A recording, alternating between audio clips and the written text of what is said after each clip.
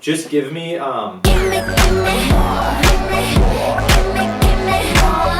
Britney, bitch. God damn it.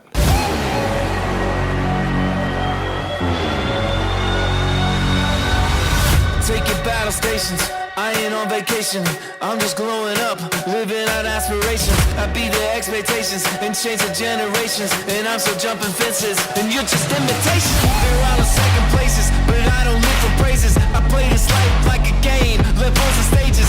Let me paraphrase then do a couple pages. Watch this, watch this, watch this.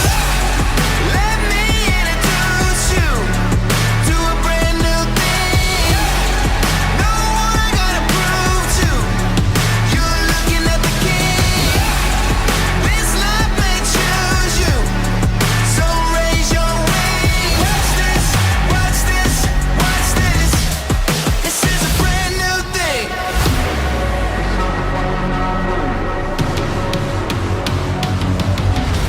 They've been calling me mad for 20 years, but it takes a little.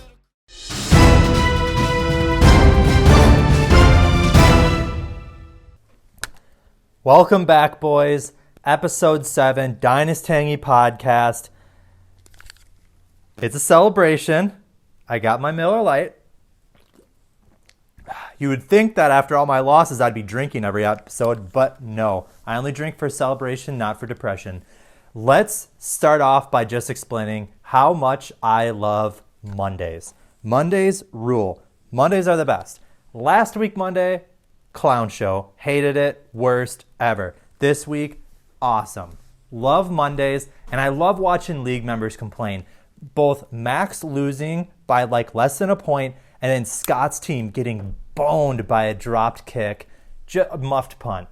It's a sight that I never thought I could love anything more than that. You know, they say like, you know, get you somebody that looks at you the way that Scott looks at the Broncos or something. But I think that might be domestic violence. If Scott saw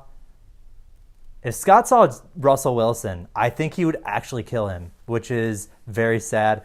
Amelia absolutely loving this. She must hate Scott, which I absolutely love. Should have traded for Hendy, bro.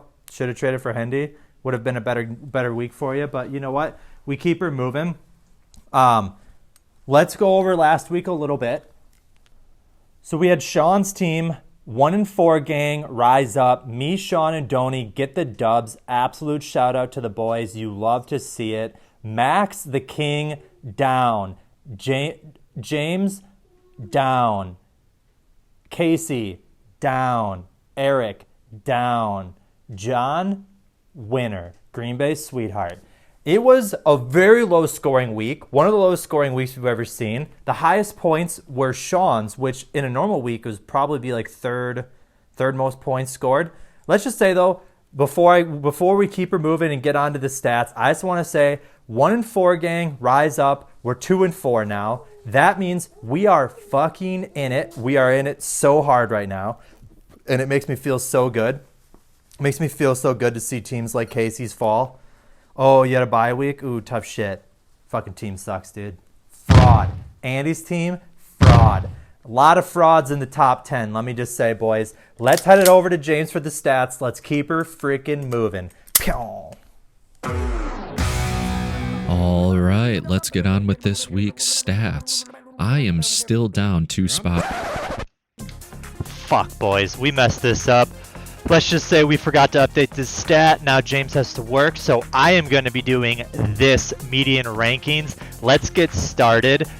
Right off the bat, we can see John Amoa is getting absolutely proper fucked.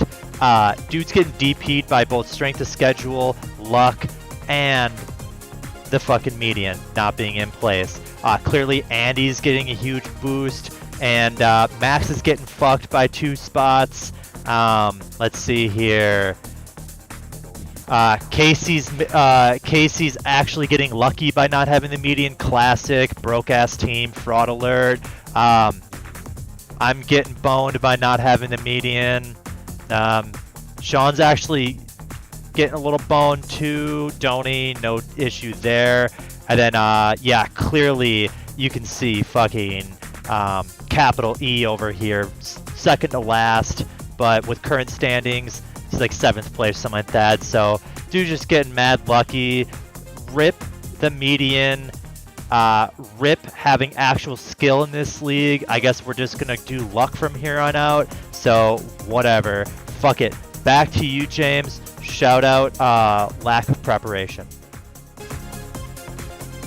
Now on to the people who talked the most in week 6. Sean just barely beat me by 9 chats this week. Ben just barely holding on to top 6 of the most chatty people in the league. If we move on to the mute managers, we see that Casey is almost there for taking Ben's place on the most chatty. Andy, you have a 0 by your name. Come on, bud. Join in the league. Even Erich has a bunch. And by a bunch, I mean about 8 messages. The average worst performers, finally, my name is on this list. The bottom have kind of been pretty consistent throughout this. As you notice, Matt finally made his way up and off of this list onto our top performers. For the best performers, we got Casey and Scott neck and neck with J-Bay right there in the mix, waiting for one of them to slip up. We are at the same place with our diversity, where we're not making good progress on this stat. No progress, huh? Suck my dick. I'm the only person here who is diverse. James, back to you. Suck my dick.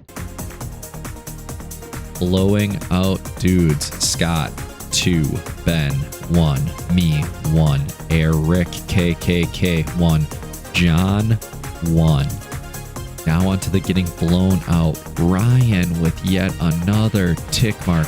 I don't know if this graph can handle a 4th tick mark here, so you might just see some of Ryan's worst blowing out by dudes, just reshifting number-wise, because we're going to get a little too ridiculous if we still have item 5. We haven't even had a 5th person get blown out yet. Now on to the broke bitches. So some things to note here. Sean went from $31 to $0 with the Tua waiver. He is back at $0 again for the second time. People, stop giving him fab. He's going to drop players. Don't trade him fab for it. Let him just drop the player. Casey, you are also at $0. Oof, we're not even halfway through the season. Ben, you actually replaced Matt, who used to be on this list, because now Matt has $15 and you have $14. So $1 more got you down on this list. You and Andy, you're right there. Matt, if we would have made this a 6-person graph, would be right there as well. The week 6 luck rating.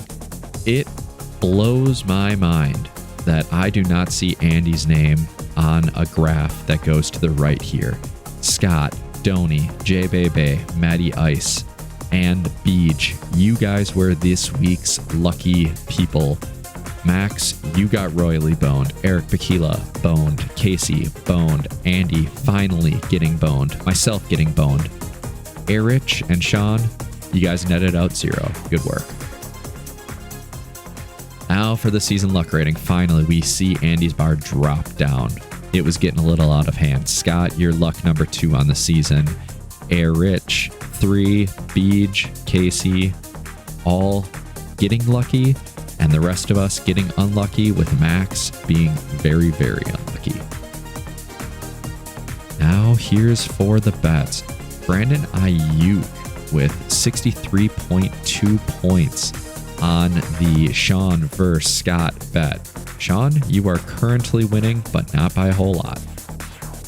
Now, onto the me vs. Sean bet. It still looks like the trade rape that Sean tried proposing would still be a rape in the books. DeAndre Hopkins is coming back this week, so we'll see how the rest of the season shakes out, but I'm feeling pretty good that my butthole has not had this particular rapage happen to it. And now, a word from this week's sponsor. It's time to ditch the seltzers, because there's a hot new drink, DynasTangy Dad Soda. It's totally not a beer. It's 12 ounces, but size doesn't matter. Yeah, it has calories. What are you, a fucking doctor? It's brewed in our basement because buildings are expensive. DynasTangy Dad Soda. Get us before the FDA shuts us down. It's not a beer. It's just Dad Soda. If you're sitting, start standing. Standings with Matty Ice. Ooh la la. If you're sitting, start standing. We're going to do a quick standings overview. It's been a couple weeks since we've done it. Number 1, in first place, we got Icebox 5-1. Absolute stunner of a team, but he's, as Sean said, one Jeffy away from being an absolute disaster. Sorry for the noise. Amelia's playing with toys. In rank 2, we have fraud alert here. Fraud alert. One of the biggest frauds in the league. 4-2, Casey's team. It is not that good. Let me just tell you what. Number 3, Ben's team. Just lost Hollywood Brown, third place. Points for, not bad. But let me just say, kind of injured. He needs some guys to step up because right now his team is not looking like third place. In fourth place, we have Andy's team. Fraud alert V2. This team is not good. Okay? It is not good. Donnie's team and Andy's team are equivalent right now just because Sutton and Wilson suck ass. Shout out Scott. Rank 5, Sleeper. Now I'm not talking about the app. J-Bebe, he is 3-3, and in my opinion, one of the hardest schedules, 3-3. He is without question up there on the top with the big dogs. Big dogs eat, baby. Ho, ho. Rank 6, Eric KKK, 3-3. His team, okay. He really, really, really needs a better running back and a better wide receiver. Right now he's starting absolute trash. DJ Moore fucking sucks. And clearly with Rashad Penny out, he's got to start Michael Carter. That's a buzzkill. Rank 7, the other Eric. Team's a disaster. It's shouldn't be 7th place, but it is 3-3. Eric, look for a trade in the inbox soon, all right? Number 8, 2-time. 2-3. Fucking sucks balls. Max, your team sucks. And you know what? I'm over you pretending like you don't care about fantasy football, that you pretend not to know anything about it, and the trick is to not try. You care more about fantasy football than half these other teams that are above you. Just saying. Rank 9, James's team. This team is better than rank 9. Strength of schedule, very difficult. He does need better wide receivers. They showed up on his bench last week. Fucking noob. Rank 10, without question, bottom team, fraud alert, should be way higher. One of the hardest strength of schedules, solid points for, team is on the come up. Look out for Serial Vapist. Rank 11, 2-1.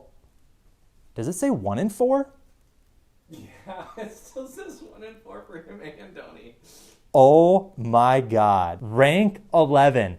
SleeperBot is not updating your score right now. Sean says you're 1-4. And as you said, Sleeper doesn't lie, and you're not going to make any roster adjustment changes if Sleeper fucks it up. So right now, you are 1-4. But your team's actually pretty solid. Highest points last week. It's on the come up. Me and you, baby. 1-4, 2-4 gang rise up.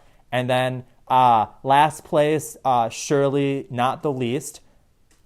The league's they just updated. You're 2-4 now. You are 1-4. You're 2-4 now. Donnie's team on paper solid, but actually pretty trash. And by trash, I mean middle of the pack, can win some games, can lose some games. Keep her moving. This was the standings.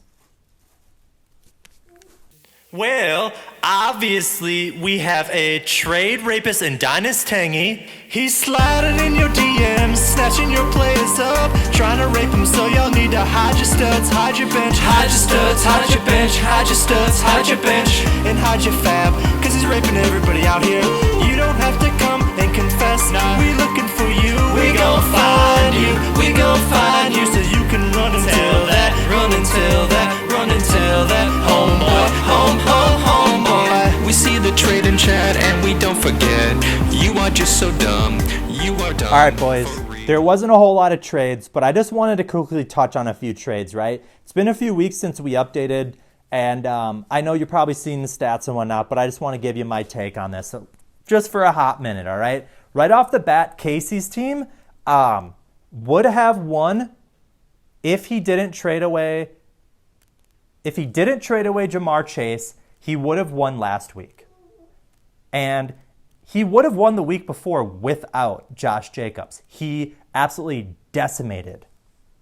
It would have been fine. So Casey, right now you should be 5-1. That trade's actually not working out for you. Total points though for the trade, it looks like Sean slight edge, but there is a bye week. Let's talk. So, all right, let's just finish this off by saying I still think Sean won the trade. Casey, I know you needed a running back, but running backs get hurt more often. And I don't think Josh Jacobs is going to be the answer to your team's woes. I think you're losing on a lot of top end throughout the rest of the season. And that's just personally what I think. You sold low on Jamar Chase, and you bought high. And that's pretty much how you treat your investment account, so it makes a whole lot of sense. Fucking stonks don't go up all the time. All right, let's talk about one more trade. Two more trades, actually. So Hollywood Brown's out. John's trade with Ben is actually looking pretty solid. He only lost David Montgomery for 1 week, I think. He might have not even lost him. I don't remember. Point differential on that trade, looking over here, maybe, so the point differential is about 48 points, but Dak Prescott hasn't played yet. John, this is looking like it might have worked out for you. With most of Ben's trades, they look like rape, and then he gets screwed. It works. As of right now, congrats. The trade's looking like it worked out because you missed out on Hollywood Brown's injury. And then the last trade we're going to talk about, and by last, I mean we'll talk about a few more. It's Scott's and Ben's trade off the beginning of the season. The Drake Pollard, Jerry Jeudy is up by a total of roughly 20 points right now. Now, there have been injuries and whatnot, but it's actually starting to turn around, and it's looking like maybe Ben's side of the trade is end up going to be better. Mainly because Pollard is a bum, and Pitts has to be a little bit better rest of the season. And then shout out James's trade. CeeDee Lamb's got more points on the year than A.J. Brown. It's working out for him. Not by much, by a couple points, but you know what? People were making fun of him for it, but I say it was a fine trade. So, we're just chatting trades for a minute. We're not making fun of everyone. We're not making fun of anyone. That's it. Let's keep her moving. We'll see you at the power rankings. Okay. This is a certified hood classic. Hey, yo, Matt. Yo, what's good? I don't think they know where they stand, Yeah, well, fuck them. but they about to know. Okay. DynasTangy, where you at? Atlanta, Appleton, Lego. or wherever the hell else you're from. DynasTangy gang. Shit, Let's go. Here come the motherfucking rankings. Y'all scrubs appear to be tanking. He got mad stacks of stats to make sure he's only spewing dope facts. Some of y'all ain't gonna like it, but there's no bribe money in his pocket. Nice. Providing the league with a service worth thanking. Fuck, it's homie Matty Ice with the power rankings. I love rankings. I love rankings. I love rankings. I love rankings. Totally unbiased rankings. Okay. Yeah. Power rankings with Matty Ice. Let's get started. I'm going to keep this very quick. I know y'all want to keep her moving. Coming in last place, unfortunately still, it is Donnie. I love the picture. I love the team name. I don't love the team. We need more points out of you. And I know you have the hardest strength of schedule, but I don't think it would matter. In like an overall league ranking, you're very low. But your team on paper should pick it up. It really should. Coming in at 11. This is a huge fall from grace. One of the frauds in the top 10, it's Andy. Look, the team just isn't that good. He needs a better quarterback. He has a great running back, but his wide receiving core, pretty booty. He needs Olave back. 11. Rank number 10, it's Team Eric with a C. See you later, dude. Your team needs people back. It's an okay team. It's below average. But at the same time, when you get some boys back from injury, I think you're slightly above lower than average or something like that. Rank 9. This one I've been trying to figure out for the past few hours, and by hours I mean minutes, because I haven't put together this in a while. This team, in my opinion, is not that good. It is the 2-time. It is Max. Unfortunately for you, Max, your team does kind of blow. Last week, you had a bye week, but at the end of the day, your team just isn't as consistent as you need. And granted, my team blows, but your team blows harder. Rank 8, Aider from Decatur. We are talking Team Eric with a K. Racism. Ding dong, the witch is dead. 3 and 3, 2 and 4. Doesn't matter. Your team isn't good. You are starting trash at flex, RB2, and wide receiver 2 and 3, I believe. Mark Andrews can't save you. Rank 8. Rank number 7, Sean. Solid team, middle of the pack. Look, your team showed up last week, showed up nice. I don't think George Kittle is that good. I also think you're relying on a lot of vets who are going to be injured late season. I'm talking DeAndre Hopkins. I'm talking Michael Thomas. Just in general, your team, like we've always said, looks great on paper from 3 years ago. If you can get through the stretch of injuries and bye weeks that old players tend to not survive, you need wins right now. And I don't know if your players are young enough to sustain you through the next 5 to 6 weeks. I think you might have to deal with some injuries. Rank number 6. This is a crazy fall from grace. It's Ben's team. It's quite simple. Bad quarterback. Injuries. Wide receivers not doing what they need to do. It's as simple as that. Ben, your team looked so good early on, but it's like Pittman isn't like an absolute stud anymore. And I don't know when Armand's, I don't know, whatever. You're ranked 6. You need your guys back from injury. Hollywood going out is a huge loss for you. Rank number 5, it's James's team. Now, the reason why I'm ranking him at 5, difficult strength of schedule, strong early. His wide receivers in his bench showed life, and he has a very, very, very good running back core. Overall team value with Josh Allen, his running back, CeeDee Lamb, he has the potential to make some moves and have a great starting roster. I think his team is low-key pretty decent. Rank number 4. It's me. It's your boy, Matty Ice. Look, at the end of the day, people may make fun of my running backs. I have Walker now. Hendy's a running back 1. Najee is okay, but I have depth. I have, in terms of the top 4 wide receivers in the league, without question, I have one of the best wide receiver cores, one of the best quarterbacks, and my running backs are not that bad anymore. They're not that bad. I just need to get like 5 points a week for my tight end, and I can start winning games. Rank 3, it is Casey's team. I think we're going to start to see the demise of his team. I don't think Josh Jacobs is that good. Losing Jamar Chase, quarterback Kyler does not look that great this year. And at the end of the day, your wide receivers, you're relying on Lockett and Diggs. And Diggs is going to guarantee you points every week. But the rest of your team, I'm nervous about.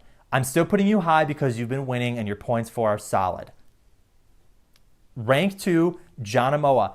Second hardest strength of schedule, great points for, solid record. John, you have a good team. I have no question you're going to be in the playoffs if your boys stay healthy. Rank 1, Saltbox 31.